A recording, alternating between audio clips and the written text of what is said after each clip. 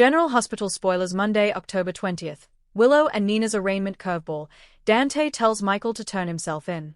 Monday's episode of General Hospital promises a rollercoaster of emotions, legal bombshells, and moral reckonings as Port Charles braces for a courtroom showdown that no one saw coming. With Willow and Nina's arraignment set to shake the entire Corinthos family, and Dante making a shocking demand of his own brother, the lines between justice, family, and betrayal will blur beyond recognition. Let's dive into the tangled web of secrets, loyalties, and heartbreak awaiting fans on.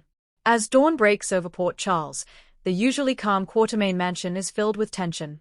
Willow Corinthos, Caitlin McMullen, sits at the kitchen table, her hands wrapped around a cup of tea that's long gone cold. Her thoughts swirl like the storm outside. She's hours away from facing Nina Reeves, Cynthia Watras, in court for the long-anticipated arraignment. Michael Corinthos, Chad Duell, stands by the window, watching the rain streak down the glass. He's restless, his phone buzzing non-stop with calls from Sonny's people and his legal team. But beneath his frustration lies fear. Fear not for himself, but for the woman he loves, and for the fallout that's about to hit everyone tied to Nina Reeves. Monica Quartermain, Leslie Charlson, enters quietly, sensing the unease. "The truth always finds its way to the surface, Michael," she says gently. "The question is, what do you plan to do when it does?" Her words cut deeper than she realizes. Because Michael isn't just worried about Nina's fate. He's hiding something that could destroy everything. Across town at the Metro Court, Nina Reeves sits alone in her suite, staring at her reflection in the mirror. Her once immaculate appearance now carries traces of exhaustion and heartbreak. Her arrest for tampering with medical records and manipulating hospital data to cover her earlier crimes has left her reputation in ruins. Valentin Cassadine, James Patrick Stewart, arrives to check on her, his concern evident despite their fractured bond. "You still have a chance to fix this," Valentin tells her. "But you need to stop lying, to yourself and to the court." Nina looks up, her eyes glassy but defiant. "I didn't do this to hurt Willow. I wanted to protect her. Protect my family." Valentin shakes his head. "You've been saying that for years. But all your protection ever does is destroy the people you claim to love." Nina's silence says it all. Deep down, she knows he's right. By mid-morning, the courthouse in downtown Port Charles buzzes with reporters, security, and whispers. The Corinthos family arrives in quiet formation, Michael and Willow arm-in-arm, Sonny, Maurice Bernard, flanked by Diane Miller, Carolyn Hennessy, and Carly Spencer, Laura Wright, close behind, her face set in stone. Nina walks in moments later with Martin Gray, Michael E. Knight, by her side. The tension is palpable. Willow doesn't even look at her biological mother. Carly glares, Sonny sighs, and Michael clenches his fists. Diane leans toward Sonny. "This arraignment could go sideways, Sonny. The DA's office might be playing a card we haven't seen yet." Sonny nods. "Let's be ready for anything." Judge Pierce takes the bench, his tone brisk. "We are here today for the arraignment of Nina Reeves and Willow Corinthos, both facing separate but related charges involving obstruction of justice, falsification of records, and conspiracy." The courtroom gasps. Willow looks stunned. "Me?" she blurts out.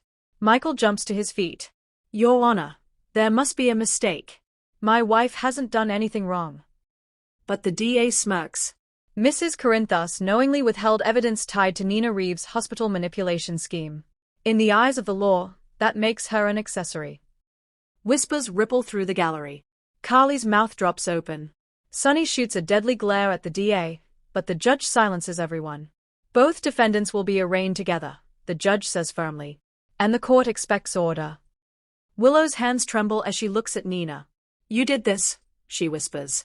"You dragged me down with you." Nina's lip quivers. "Willow, I didn't."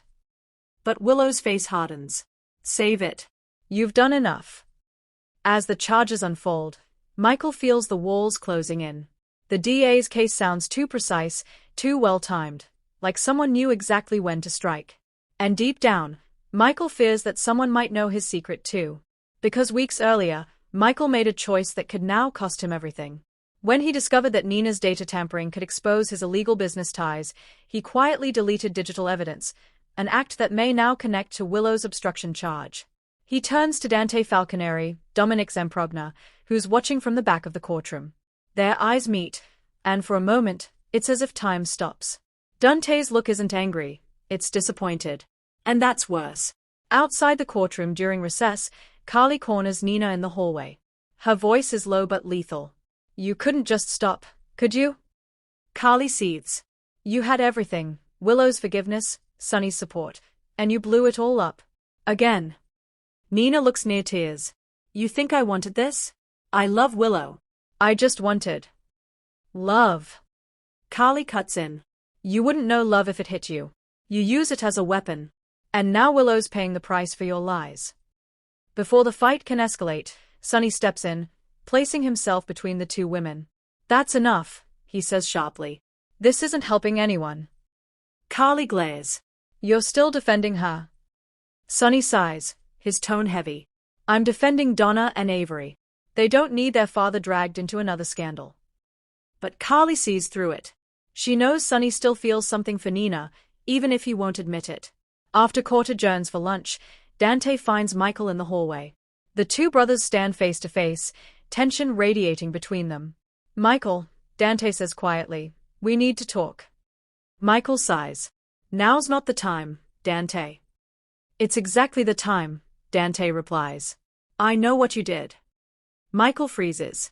What are you talking about? I've been working with the cyber division, Dante continues. They found a deleted file, something linking you to Nina's cover-up. You tried to protect Willow, I get it. But you crossed a line. Michael's voice shakes. You don't understand. I was trying to keep my family safe. Dante steps closer. By committing obstruction of justice? You're better than that. You need to turn yourself in before this blows up in court. Michael looks away, jaw clenched. You'd really arrest your own brother?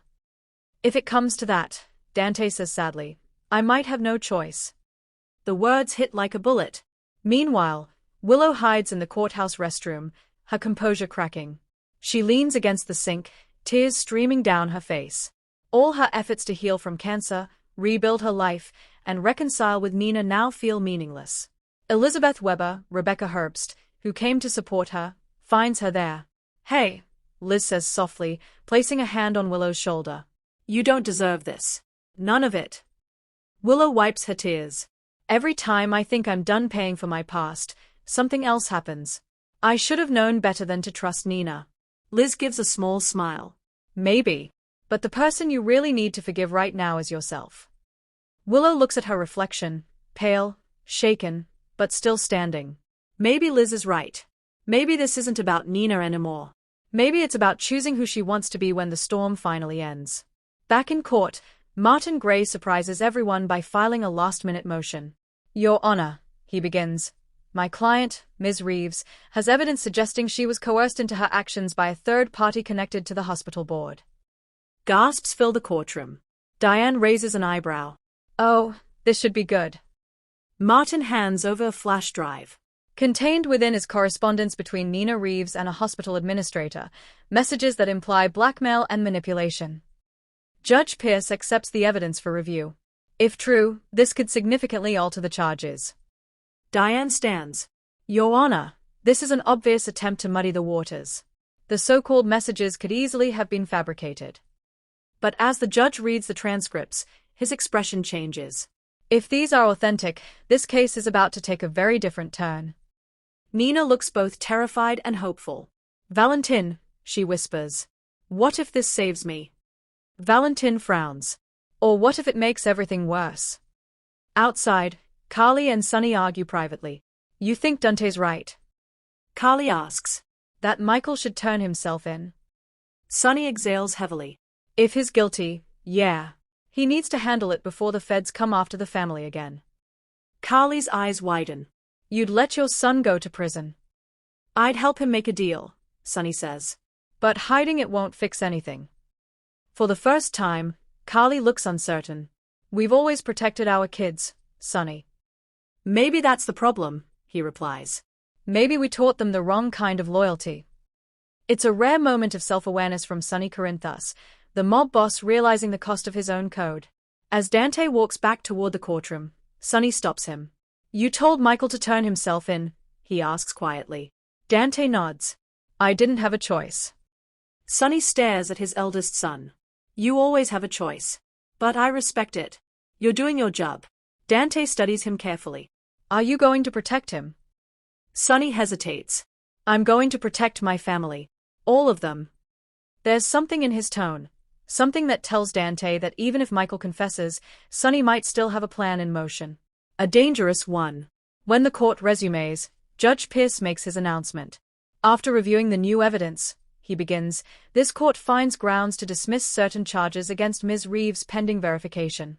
However, the obstruction charge against Mrs. Corinthos stands until further investigation. Willow gasps. No, please.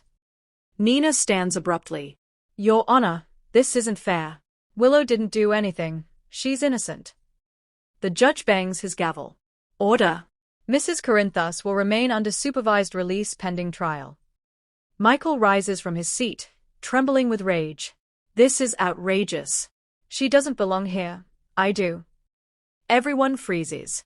Carly's eyes widen. Dante's face falls. Michael, don't. Willow pleads. But Michael steps forward. Your Honor, I'm the one who deleted the files. I'm the one who covered up the connection between Nina and the hospital. My wife had no idea. The courtroom erupts. As Michael confesses, Dante's heart sinks. He wanted his brother to do the right thing. But not like this. Not in public. Not in a way that could destroy everything. Michael, Dante says quietly, you didn't have to. But Michael cuts him off. I did. You told me to take responsibility, and that's exactly what I'm doing. The judge stares down at Michael. Mr. Corinthos, you understand this confession can and will be used against you. Michael nods. I do. Willow bursts into tears. Carly looks ready to collapse. Sonny just stays, silent and still, the calm before another storm. As chaos ensues, Nina suddenly stands and addresses the court. Your Honor, she says firmly, I can't let him do this. Michael's lying. Everyone turns. I acted alone, Nina continues. I altered the files. I manipulated the data. Michael had nothing to do with it. He's protecting his wife. Don't punish him for my sins. Her voice trembles but remains steady. I've spent years trying to be a mother to Willow. Maybe it's time I finally act like one. Tears fill Willow's eyes. For the first time, she sees not the manipulative woman who destroyed her life, but the broken mother trying, too late, to make things right. Judge Pierce takes a long pause before delivering his ruling.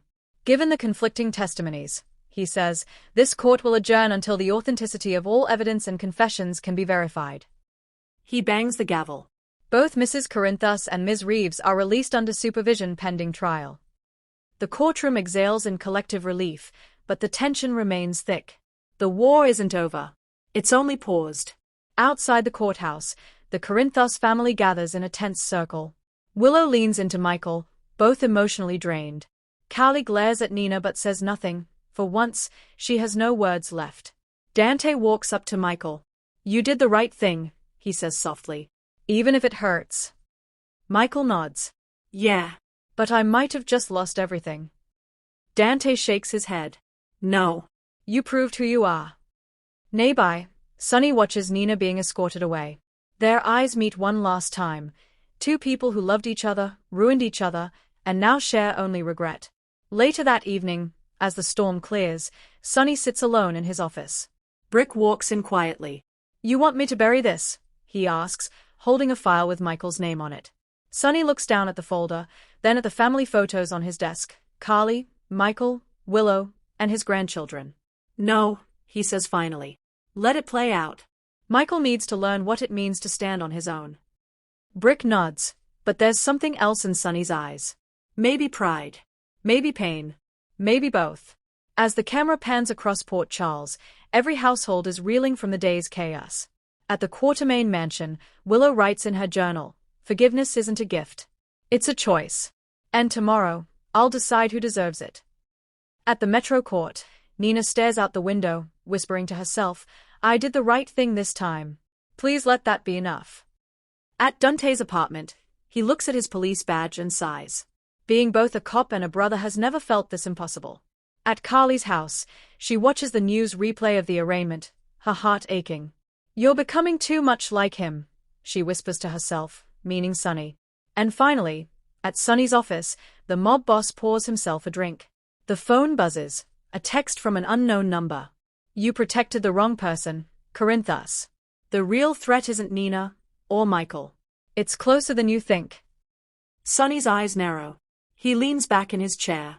Here we go again, he mutters. The screen fades to black. Monday's episode of General Hospital, October 20th, will be a masterclass in tension, morality, and heartbreak. From the shocking dual arraignment to Michael's confession and Dante's moral struggle, every scene promises to redefine the Corinthus family dynamic.